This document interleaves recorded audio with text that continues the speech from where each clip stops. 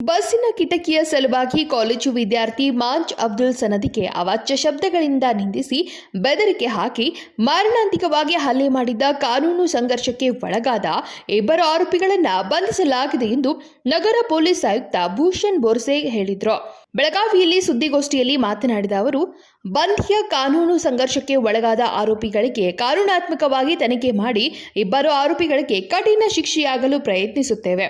ಚಿಕ್ಕ ವಯಸ್ಸಿನಲ್ಲಿಯೇ ಮಾರಕಾಸ್ತ್ರಗಳನ್ನು ಹಿಡಿದು ಕಾನೂನು ಭಯವಿಲ್ಲದೆ ಸಾರ್ವಜನಿಕವಾಗಿ ತಿರುಗಾಡುವುದು ಅಪರಾಧ ಎಂದರು.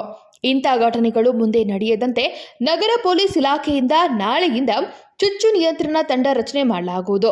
ಈ ತಂಡದಲ್ಲಿ 5-6 ಸಿಬ್ಬಂದಿಗಳು ವಾಹನದ ಮೇಲೆ ತೆರಳಿ ಸಂಶಯಾಸ್ಪದವಾಗಿ ಕಂಡುಬಂದ ವ್ಯಕ್ತಿಗಳ ಕಡೆ ಮಾರಕಾಸ್ತ್ರಗಳು ಕಂಡು ಬಂದರೆ ಅವರ ಮೇಲೆ ಮುಲಾಜಿಲ್ಲದೆ ಕ್ರಮ ಕೈಗೊಳ್ಳಲಾಗುವುದು ಎಂದರು. ಇವತ್ತು ಬೆಳಿಗ್ಗೆ ಮಾರ್ಕೆಟ್ ಪೊಲೀಸ್ ಠಾಣೆಯಲ್ಲಿ ಒಂದು ಮಾರಣಾಂತಿಕ ಹಲ್ಲೆ ಪ್ರಕರಣ ದಾಖಲು ಮಾಡಲಾಗಿದೆ.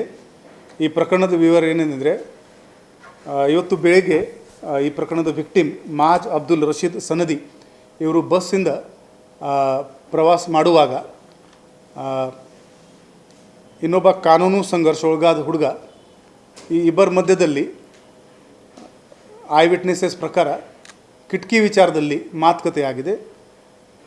ಆ ಮಾತುಕತೆ ಜಗಳ ಆಗಿದ ಮೇಲೆ ಇವನು ಕಾನೂನು ಸಂಘರ್ಷ ಒಳಗಾದ ಹುಡುಗ ಯಾರಿದ್ದಾನೆ ಅವನು ಇನ್ನೊಬ್ಬ ಫ್ರೆಂಡ್ಗೆ CBTಗೆ ಬಸ್ ಸ್ಟ್ಯಾಂಡ್ಗೆ ಕರೆ ಮಾಡಿದ್ದಾನೆ. ಈ ವಿಕ್ಟಿಮ್ ಮಾಜ್ ಮತ್ತು ಈ ಕಾನೂನು ಸಂಘರ್ಷ ಒಳಗಾದ ಹುಡುಗ ಇವರು ಕೆಳಗಡೆ ಇಳಿಸಿದಾಗ ಹೊರಗಡೆಯಿಂದ ಕೂಡ ಬಿಕಾಸ್ ಆಫ್ ಫೋನ್ ಇನ್ನೊಬ್ಬ ಹುಡುಗ ಅವನು ಕೂಡ 18 ವರ್ಷದಕ್ಕಿಂತ ಕಡಿಮೆ ಇದ್ದಾನೆ. ಈ ಇಬ್ಬರು ಸೇರಿ ಈ ಮಾಜ್ ಅಬ್ದುಲ್ ರಶೀದ್ ಸನದಿ ಇವರಿಗೆ ಅವಾಚ್ಯ ಶಬ್ದಗಳಿಂದ ಬೈದಿದ್ದಾರೆ, ಧಮಕಿ ಹಾಕಿದ್ದಾರೆ ಮತ್ತು ಚಾಕುನಿಂದ ಅವರ ಮೇಲೆ ಮಾರಣಾಂತಿಕ ಹಲ್ಲೆ ಮಾಡಿದ್ದಾರೆ. ಈ ಪ್ರಕರಣದ ಮಾಹಿತಿ ಸಿಕ್ಕಿದ ತಕ್ಷಣ ನಮ್ಮ ಅಧಿಕಾರಿಗಳು ಮತ್ತು ಸಿಬ್ಬಂದಿಗಳು ಈ ಆರೋಪಿಗಳನ್ನು ಹುಡುಕಕ್ಕೆ ಕೆಲಸ ಶುರು ಮಾಡಿದ್ದಾರೆ. ಈ ತಂಡದ ನೇತೃತ್ವ ನಮ್ಮ DCP ಶ್ರೀ ರೋಹನ್ ಜಗದೀಶ್ ಇವರು ಮಾಡಿದ್ದಾರೆ.